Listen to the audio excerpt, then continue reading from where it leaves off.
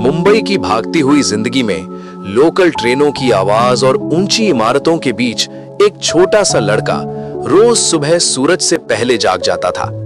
उसका नाम था आदित्य। उम्र मुश्किल से 16 साल। उसके पिता रेलवे स्टेशन के बाहर जूते पॉलिश करते थे। लोग उन्हें बूट ब्लैक कहकर बुलाते, जैसे उनका कोई नाम ही ना हो।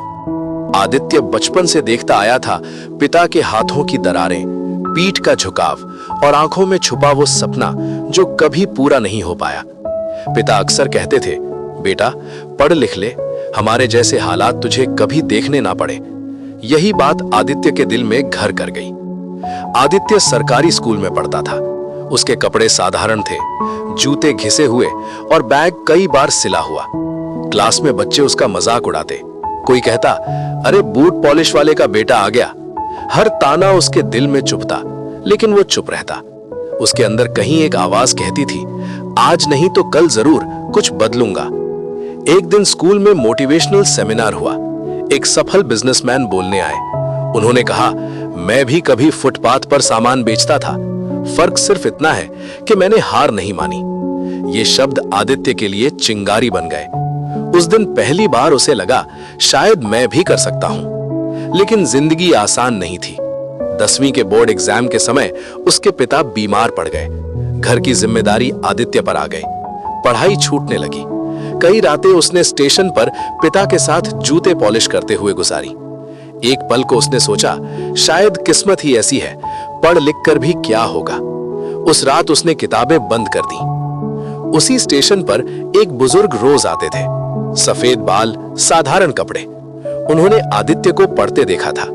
एक दिन उन्होंने कहा, बेटा हालात तेरे खिलाफ है, मगर तू खुद अपने खिलाफ मत खड़ा हो। वे एक रिटायर्ड प्रोफेसर थे। उन्होंने आदित्य को मुफ्त में पढ़ाना शुरू किया। हर दिन सिर्फ 1 घंटा, पर उम्मीद के साथ। आदित्य ने तय कर लिया कि चाहे जितनी मुश्किल हो, वो पढ़ाई नहीं छोड़ेगा। दिन में काम, रात में पढ़ाई। कई बार नींद आंखों पर हावी हो जाती, लेकिन पिता की झुकी हुई पीठ उसे जगा देती। फिर बोर्ड एग्जाम का रिजल्ट आया। आदित्य फेल हो गया। ये उसकी जिंदगी का सबसे बड़ा झटका था। लोग बोले, देखा बूट पॉलिश वाले का बेटा ज्यादा आगे नहीं जा सकता। वो टूट गया, रोया, खुद से नफरत करने लगा। उसी रात पिता ने कहा, बेटा मैं जिंदगी में बहुत बार हारा हूं, लेकिन तू हार मान गया तो मेरी सारी मेहनत बेकार हो जाएगी। ये शब्द आदित्य के दिल में उतर गए। उसने खुद से वादा किया, आज नहीं तो कल जरूर, पर मैं हार नहीं मानूंगा। आदित्य ने दोबारा पढ़ाई शुरू की। दिन में काम, रात में किताबें। थकान थी, डर था, लेकिन अब रुकना मना था। उसने फिर से एग्जाम दिया और इस बार वो पास हो गया, अच्छे नंबरों से। पास होने के बाद उसे स्कॉलरशिप मिली। कॉलेज में दाखिला हुआ। वहां भी चुनौतियां थी। अंग्रेजी कमजोर थी, आत्मविश्वास कम था, लेकिन मेहनत ने धीरे धीरे रास्ता बना लिया। कॉलेज के तीसरे साल में उसे एक स्टार्टअप में इंटर्नशिप मिली। जब पहली सैलरी उसके हाथ में आई तो उसकी आंखें भर आईं। उसने सबसे पहले वो पैसे अपने पिता के हाथ में रख दिए।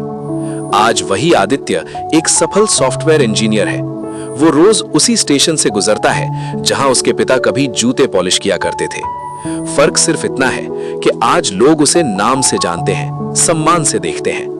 एक दिन उसने उसी स्टेशन के पास एक छोटा सा एजुकेशन सेंटर खोला, गरीब बच्चों के लिए, ताकि कोई बच्चा अपनी गरीबी की वजह से अपने सपनों को न छोड़े। आदित्य आज भी बस इतना ही कहता है, मैं कोई खास नहीं हूं, मैं बस गिरा, टूटा, रोया, लेकिन रुका नहीं। क्योंकि सच यही है, आज नहीं तो कल जरूर। अगर खुद पर यकीन हो और हार मानने से इनकार हो, तो सफलता एक दिन खुद चलकर आपके पास आती है।